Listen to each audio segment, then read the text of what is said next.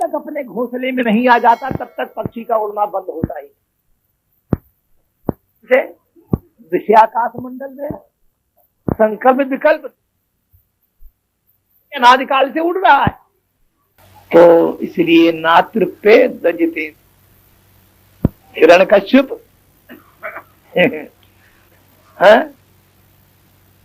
की कर दिया, परंतु भैया मन उसका शांत ना हुआ, क्योंकि नित्यानंद ये तो उसका तपोबल है, तो तप का प्रभाव है, तप ऐश्वर्य धातु ही है। अरे तप का फल ही है ऐश्वर्य की प्राप्ति। जो भी तप करेगा ऐश्वर्य भोग मिलेगा उसको। तो तब ये भजन का प्रताप नहीं है, ये उसके ज्ञान का फल नहीं है, ये नित्यानंद का फल नहीं है जो कुछ हिरण्यकश्यप ने प्राप्त किया।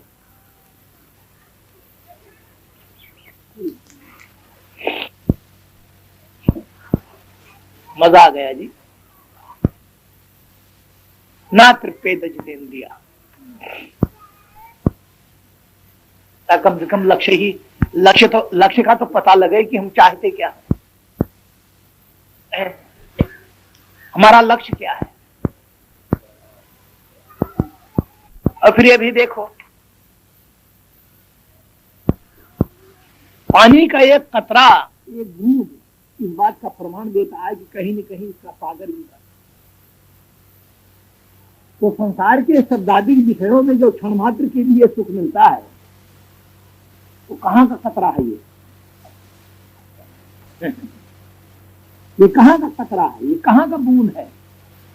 इससे प्रत्यक्ष प्रमाण मिलता है कहीं न कहीं इस सुख का सागर है।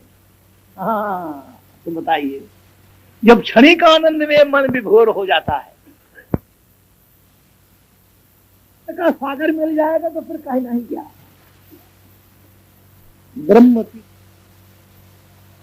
ब्रह्मति ऊष मधुर शीतल जो पाए मरसो,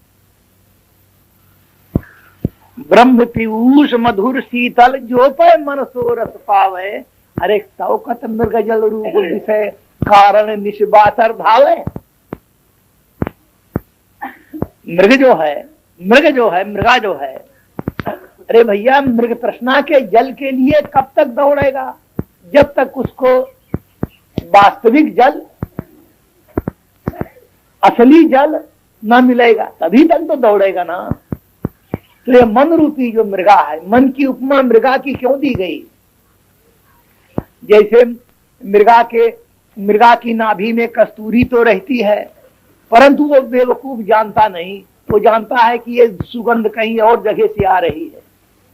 तो झाड़ी में, पत्थर में, पहाड़ में, घास में सूंघता रहता है, और जब जान लेता है कि ये कस्तूरी का भंडार तो मेरे अंदर है, तो दौड़ना बंद हो जाता है। इसी तरह ये मन भूला हुआ है, ये नहीं जानता जिस नित्यानंद को प्राप्त करने के लिए अनादिकाल से भटक रहा है। ये नहीं समझता कि इस आनंद का भंडार तो मेरे ही अंदर है और मैं खुद ही हूं। इसलिए इसकी उपमा मृगा की दी गई। तो विषय रूपी मृग तृष्णा के जल के लिए अनादिकाल से मन रूपी मृगा दौड़ रहा है। कब तक दौड़ेगा, जब तक इसको ब्रह्म पीयूष, ब्रह्मानंद, ब्रह्मामृत जल इसको नहीं मिल जाता, तभी तक ये दौड़ेगी। जी हाँ, इसलिए ना तृप्ते दजितेंद्रिया। अब चलो आगे चलो, थोड़ी सी मलाई की कोटिंग कर दें।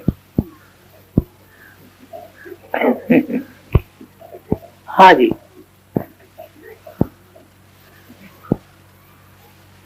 हिरण्यकश्यप शासन करने लगा। देवता पहले ही स्थान छोड़कर भाग गए थे। देवताओं को जब बड़ा कष्ट मिला तो भगवान से देवताओं ने प्रार्थना किया, स्तुति किया, आकाशवाणी सुनाई पड़ी कि जदा देवेषु वेदेषु गोषु विप्रेषु साधुषु धर्मे मयि च विद्वेषा सवायास विनश्यति। देवताओं तुम लोग भय मत करो, मां भय भूतस्परेशा सर्वेषां भद्रमस्तु वा मद्दर्शनं विभूतानां सर्वश्रेयोपपत्तये। यूयम मावहिष्ठ, अरे तुम लोग भय मत करो। ये ईश्वरीय विधान है कि यदा देवेषु वेदेषु गोषु विप्रेषु साधुषु, देवताओं से, वेदों से, गौओं से, ब्राह्मणों से, साधुओं से, धर्म से तथा मुझसे जो द्वेष करता है सायास शीघ्रम विनश्यति, वो बड़ी जल्दी नाश हो जाता है। हिरण्यकश्यप दैत्य के यहां प्रहलाद नाम का पुत्र पैदा होगा। भगवत पारायण, जब उससे बैर करेगा, जब उससे द्वेष करेगा, तब अवतार होगा और वो दुष्ट शांत किया जाएगा। तुम लोग समय की प्रतीक्षा करो, कालम तावत प्रतीक्षा। देवताओं को सांत्वना मिली, अपने अपने स्थान को आ गए। कालांतर में हिरण्यकश्यप की पत्नी कयाधु के गर्भ से 4 पुत्र पैदा हुए, आह्लाद, अनुह्लाद, संह्लाद और छोटे पुत्र का नाम प्रहलाद हुआ। प्रहलाद की दिनचर्या, प्रहलाद का स्वभाव आत्मवत सर्वभूतानाम में का प्रिय सुहृत्तमा, सारे चराचर को अपना स्वरूप आत्मा देखने वाले समदर्शी पैदा हुए। हरिशरणम हरिशरणम हरिशरणम निरंतर ये महामंत्र जिनके मुंह से निकलता रहता है।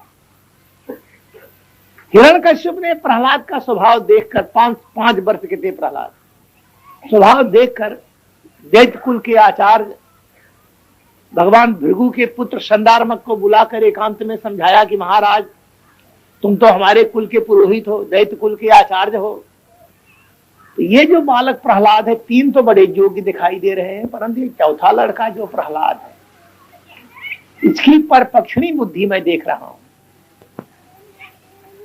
यानी जो विष्णु भगवान हमारा शत्रु है ये,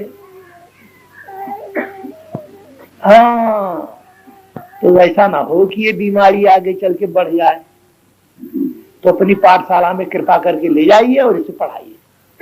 आसुरी विद्या की शिक्षा दो जो हमारे कुल की परंपरा है। ले आए महाराज। महीना, 2 महीना, 4 महीना प्रहलाद को पढ़ते हुए पाठशाला जाते हुए, तो एक दिन प्रहलाद की माता कयाधु ने प्रहलाद को स्नान कराकर आभूषणों से सुसज्जित कर और आज्ञा दी कि जाओ बेटा अपने पिता के नमस्कार करो। तो प्रहलाद आए, हम नमस्कार किए। हिरण्यकश्यप के दरबार में बैठा था तो उसने गोद में लेके बैठा लिया।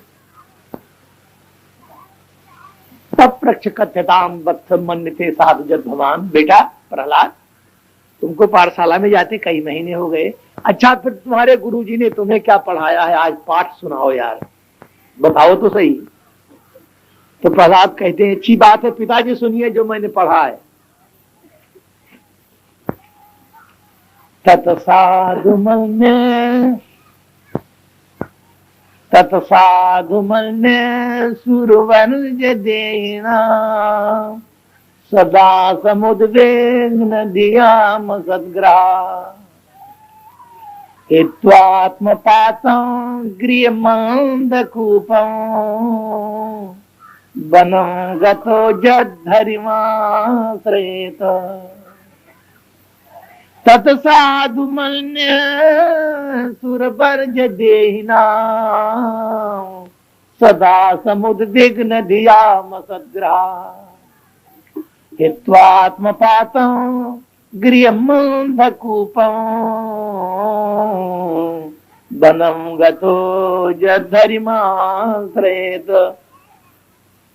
पिताजी, यह मनुष्य जन्म बड़े भाग्य से मिलता है, परंतु ये जो गृहस्थाश्रम है,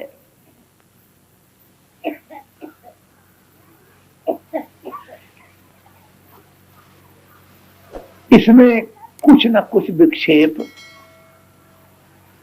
कोई न कोई विक्षेप हमेशा बना ही रहता है। चित्त सदा समुद्विग्न, ये नहीं है कि आज चित्त शांत है, कल उद्विग्न हो या महीना भर ना, हमेशा ही कोई न कोई उद्विग्नता मन में बनी रहती। स्त्री की तरफ से तो, पुत्र की तरफ से तो, भाई की तरफ से तो, कुटुंबियों की तरफ से कोई न कोई उद्विग्नता चित्त में बन ही रहती है। ये आश्रम ही ऐसा। फिर ये आश्रम कैसा है कि अंधकूप है और आत्मा का पतन करने वाला आत्मपात है। गृहस्थाश्रम को प्रहलाद ने आत्मपात क्यों कहा? देखो, आत्मा के पतन का स्वरूप क्या है? अपने शुद्ध तत्व भगवान आत्मा मैं को अरे कुछ मान लेना ही यही आत्मा का पतन है। ओह, और आश्रम में रहो तो कुछ न कुछ मानना ही पड़ता है, जो है गोविंदाय नमो नमः। इसलिए इस आश्रम का नाम प्रहलाद ने आत्मपात रखा है। मैं पिता हूं, मैं पुत्र हूं, मैं पत्नी हूं, मैं बहन हूं, मैं भाई हूं, मैं ये हूं, मैं वो हूं, कुछ न कुछ अपने मैं को मानना ही पड़ता है। और जहां माना तहां आत्मा का पतन है।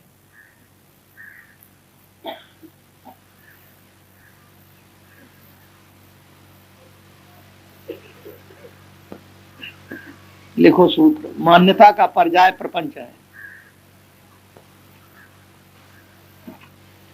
मान्यता का पर्याय प्रपंच है।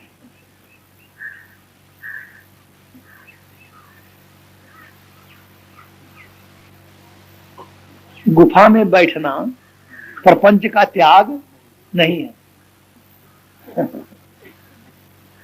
जी हाँ, मान्यता का पर्याय प्रपंच है।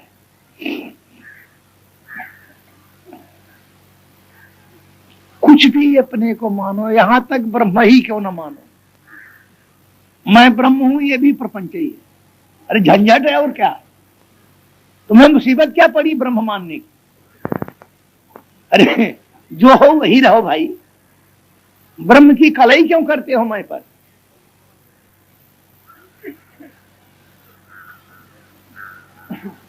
कलई जब करो जब मैं ना होए।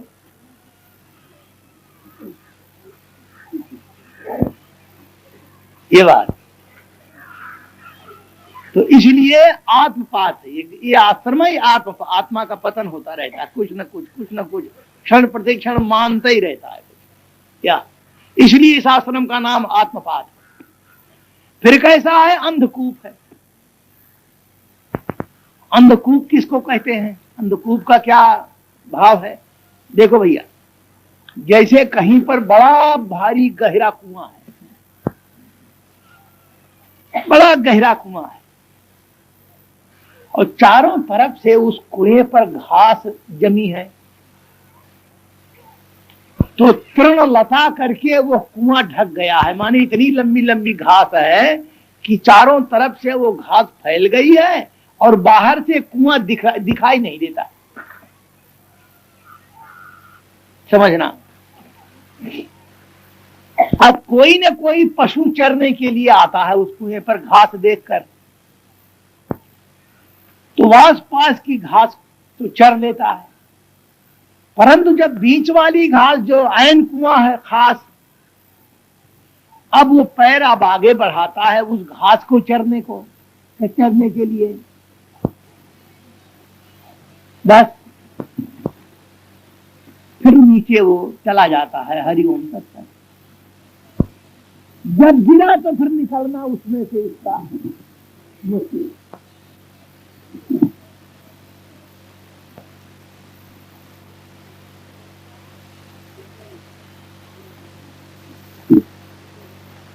जी हाँ, अब इसका भाव क्या है? ये जो आश्रम है अंधकूप है। सुंदरी स्त्री, सुंदर पुत्र, सुंदर मकान, आज्ञाकारी नौकर, भोग की सारी सामग्री, ये मानो हरी हरी घास और इस तृण लता करके ये है गृहस्थाश्रम रूपी अंधकूप ढका, दिखाई नहीं देता। अच्छा, ढका हुआ है। अब पशु किसको कहो, किसे कहना चाहिए?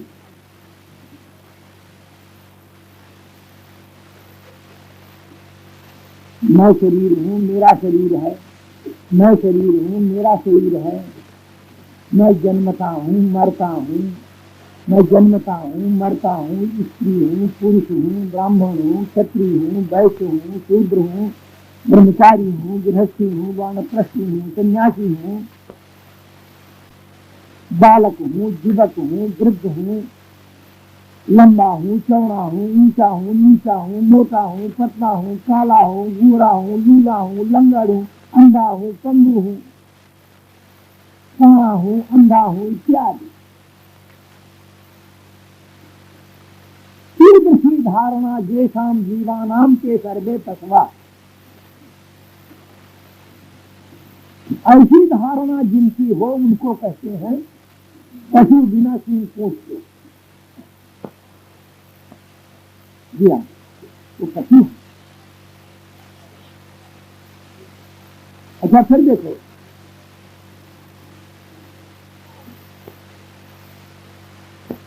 तीनों मान्यताओं के साहित्य अलग अलग। जब जब तुमने माना कि मैं शरीर हूं, जब तुमने माना कि मैं शरीर हूं, तो शरीर के धर्म हिंदू, मुसलमान, ईसाई, यहूदी, जैन, बौद्ध इत्यादि। अरे वर्ण पना, आश्रम पना, स्त्री पना, पुरुष पना, बालक पना, युवक पना, वृद्ध पना, ये सब शरीर के ही तो धर्म है। तो जब तुमने माना कि मैं शरीर, मेरा शरीर, मैं शरीर, ये धर्म फिर अब आ गए सबके साथ। नहीं, देखो, गवर्नमेंट के यहाँ एक कानून है, इसको कहते हैं मिसपर्सोनिफिकेशन, दफा 468 में। जैसा हो वैसा ना बताकर गलत हो दिया बताना, ये मुझे बात ठीक है ना? हाँ, अमित माने गलत। जैसा मैं हूं वैसा ना बताकर अपने को 3.5 हाथ का शरीर बताना, 468 का जुर्म है कि नहीं? इसकी सजा जन्म और मरण, जन्म और मरण। बोलो, जैसा मैं हूं वैसा ना बताकर गलत हो दिया बताना कि मैं संसारी जीव हूं, इसकी सजा है आना और जाना 84 लाख योनियों में लगते। ये इसकी सजा है जीव मानने की। जब तुमने जीव माना तो फिर आता हूँ, जाता हूँ, खाता हूँ, पीता हूँ, करता हूँ, भोगता हूँ, बद्ध हूँ, मुक्त हूँ, ज्ञानी हूँ, अज्ञानी हूँ, नरकी हूँ, स्वर्गी हूँ, पुण्य हूँ, पापी हूँ, धर्मी हूँ, अधर्मी हूँ। क्या सब चार्जेस लग गए, बिल्कुल। ये जीव मान्यता का साहित्य है।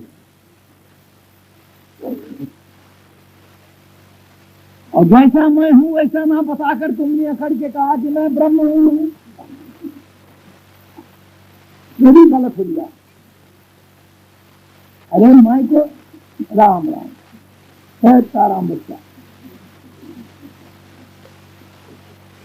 जैसा मैं हूं वैसा ना, गलत हो गया बताना मैं ब्रह्म हूं, अकड़ के बोलते हैं आदमी बन गया, मैं ब्रह्म हूं। तो फिर इसका साहित्य क्या है? मैं व्यापक हूँ, अखंड हूँ, मैं व्यापक हूँ, अखंड हूँ, और क्या नाम से दृष्टा हूँ, साक्षी हूँ, ज्ञाता हूँ, निरंजन हूँ, निर्मल हूँ, निराकार हूँ।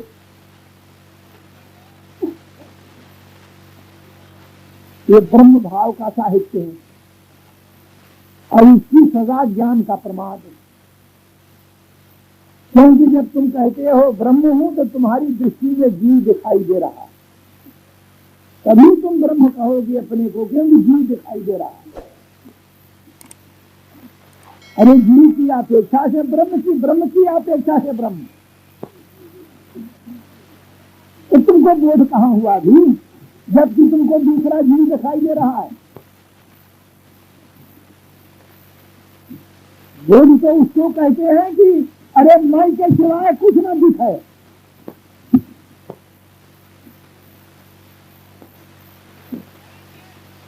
अरे जब तुम ब्रह्म हो तो दूसरा जीव है। अपने को जब ब्रह्म कहोगे तो जीववादी तुम्हारा विरोध करेंगे। ब्रह्मवादी जीव का विरोध करे, जीववादी ब्रह्म का विरोध, बड़ी मुसीबत है। जहां देखो वहीं रागत द्वेष। परंतु क्या मैं हूं इसका भी कोई विरोध नहीं।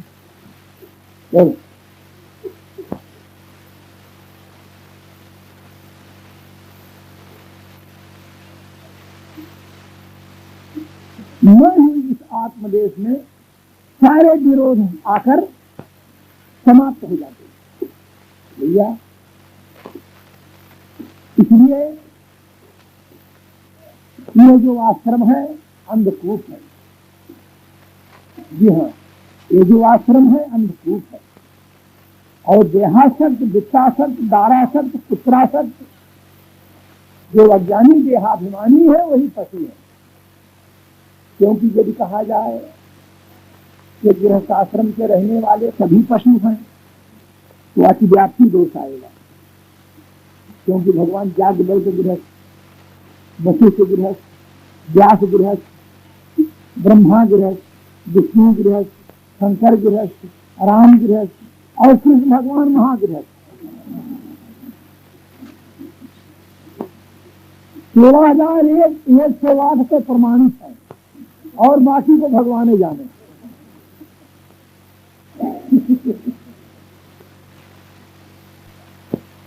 तो महागृहस्थ तो वेदांत का अतिव्याप्ति दोष आएगा। तो फिर ये भी पशु कहे जाएंगे तो नहीं, ऐसी बात नहीं। जो इस आश्रम में देहाभिमानी है वही पशु है। उसकी पशु संज्ञा है देहाभिमानी की, अज्ञानी की, न कि बोधवान की।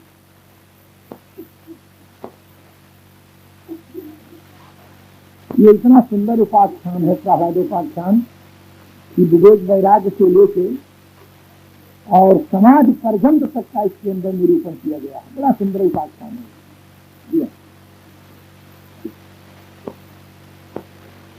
अब चीज यह है कि सतसाधु मन सुरवन जगेना, सतसाधु मन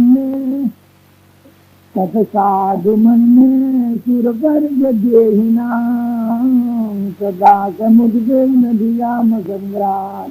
इसलिए इसका परिहार किया है मैंने अभी। क्योंकि सीता स्वयंवर से एक दोहा था है रामायण का। जब मानसकार लिख रहे थे सीता स्वयंवर काशी में, तो जब छोर था उन्होंने लिखा कि शंकर चाप जहाज, शंकर चाप जहाज, सागर रघुबर बाहुबल, बूढ़ी सकल समाज। यहां तक लिख दिया उन्होंने, 3 चरण को लिख गए। बूढ़ी सकल समाज जब लिख दिया तब विचार करने लगे कि ये क्या मैं अनर्थ किया। इस समाज में तो बड़े बड़े संत महात्मा भी बैठे हैं, तो ये क्या लिख डाला मैं। अब रामचरित्र हड़ताल तो रख नहीं सकते, काट तो सकते नहीं, तो दिमाग चक्कर खा गया। शंकर चाप जहाज, जब भूख सहज से 12 लगे उठावन चले निकाला, 10,000 राजा मिल करके भगवान शंकर के धनुष को उठाए, पिनाक को, और किसी से नहीं उठा। तो सजा हुआ निज गृह जाहू, निखान विध राहू, जनक जी को निराशा पैदा भई। तो वहां पर लिखते हैं कि शंकर चाप जहाज, सागर रघुवर बाहुबल। भगवान शंकर का जो पिनाक है धनुष, ये जहाज के समान है। तो जहाज तो समुद्र में होता है, तो यहाँ समुद्र क्या है, सागर रघुवर बाहुबल। श्री रघुनाथ जी का, श्री राम का, भगवान राम का जो बाहुबल है, अरे यही समुद्र है। जिस समुद्र में शंकर का पिनाक जो जहाज, पिनाक जो धनुष है जहाज के समान खड़ा हुआ। शंकर चाप जहाज सागर रघुबर बाहुबल दूरी सकल समाज। अब जहाज में चढ़ने वाले वहां सीता संवर में जितने बैठे हैं, गरीब अमीर गृहस्थ विरक्त सभी जहाज में बैठे हैं। तो कहते हैं जब दूरी सकल समाज, जहाज देख गई तो लिख कर दिए, परंतु विचार जब करने लगे फिर घूम गया, फिर ईशा में लिख डाल। तो जब चक्कर खा गया दिमाग, तो मानस कार ने सोचा कि चलो अब स्नान करके आए, दिमाग जरा ठंडा हो जाए, वो सोचेंगे। तो कोटिन कमंडल उठाए महात्मा और चले गए नहाने के लिए, गंगा स्नान करने को। काशी की बात है, तीन चरण पूरा किए, चौथा रह गया था। जब गंगा स्नान करने के लिए चले गए तो हनुमान जी स्वामी आकर के चौथा चरण पूरा करते हैं कि प्रथम चढ़े जो मोह बस।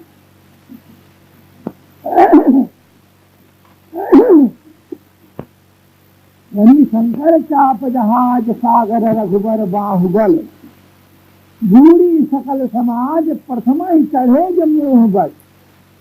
अरे मोह के वशीभूत अज्ञानता के कारण जिन्होंने अहम भाव रखा था कि पिनाक को तोड़ करके हम ही सीता का विवाह करेंगे, वह डूबे हैं और सब नहीं डूबे। इनका परिहार कर दें, क्योंकि ब्रह्मांड जिसमें बड़े बड़े महर्षिगण, बड़े बड़े राजर्षि, बड़े बड़े ब्रह्मर्षि, रामकृष्ण आदि, ये भी तो सब गृहस्थ ही थे ना। तो सारे गृहस्थों को तो पशु नहीं कहा जा सकता, इसलिए परिहार किया गया कि जो देहाभिमानी है, इस आश्रम के रहने वाले जो देहाभिमानी है, जो देह को ही आत्मा माने हुए बैठे हैं, जो विषयाभिमानी है, देहाभिमानी है? अरे वही महापशु है और वही धड़ाधड़ गिर रहे इस अंधकूप में, नीचे जा रहे ना के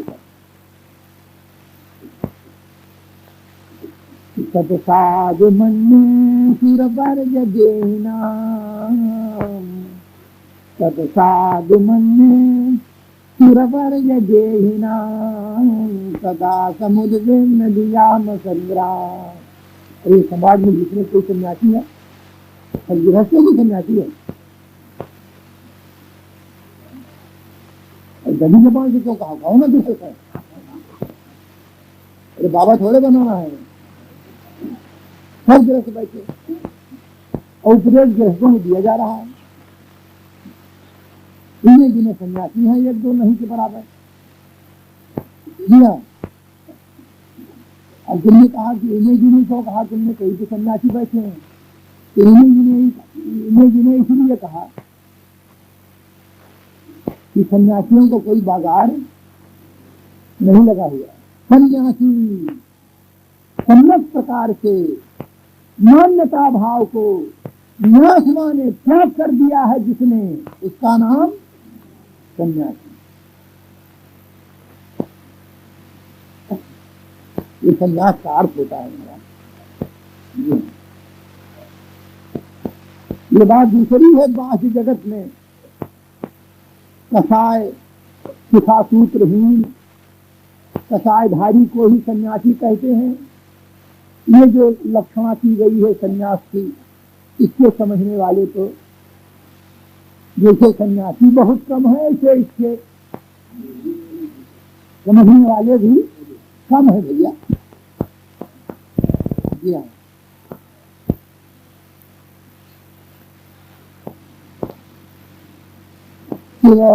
हाँ जी,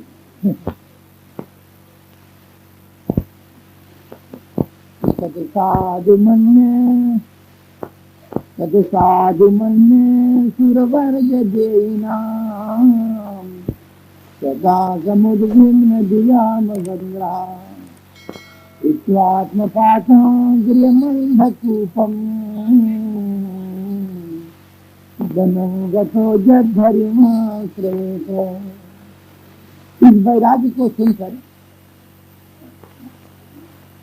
कुछ लोगों के हृदय में ये विकल्प उठने लगा है कि स्वामी जी अगर पहले मिले होते हम किसी चक्कर में क्यों पड़ते। अब भैया चोकर तो अटक गया है,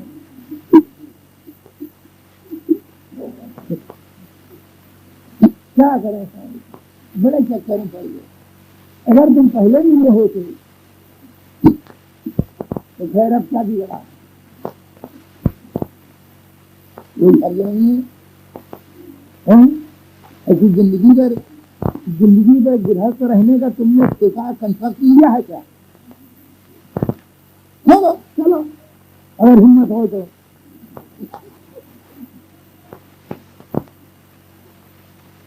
अरे हाँ भाई, हमारे यहाँ ब्रज की कहावत है, किरान के पास तो हाजिर लागी हो जा बहना मोती।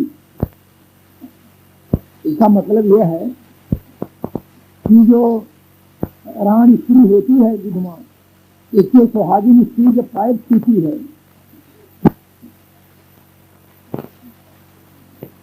तो भीतर से मुंह से नहीं कहती, नहीं तो खोपड़िया फूल जाए। तो भीतर से आशीर्वाद देती है कि हो जा बहना मोती, यानी मेरे समान तेरी हो जा।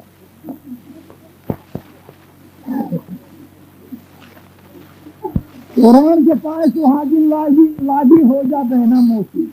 भैया हम तो यही चाहते हैं हमारे समान तुम भी हो जाए, हिम्मत होगी। चलो जिंदगी में थोड़े तुम अब इतने दिन गृहस्थाश्रम का मजा ले लिए, अब सदुवरी का मजा लिया, फकीरी का। यार हिम्मत किया, क्योंकि चोकर अटका हुआ है, ना अंदर जाए ना बाहर आवे। अक्सर स्वामी जी के मुंह की तरफ देखने लगे हैं कि चोकर का मतलब क्या है, तो हम बताते हैं।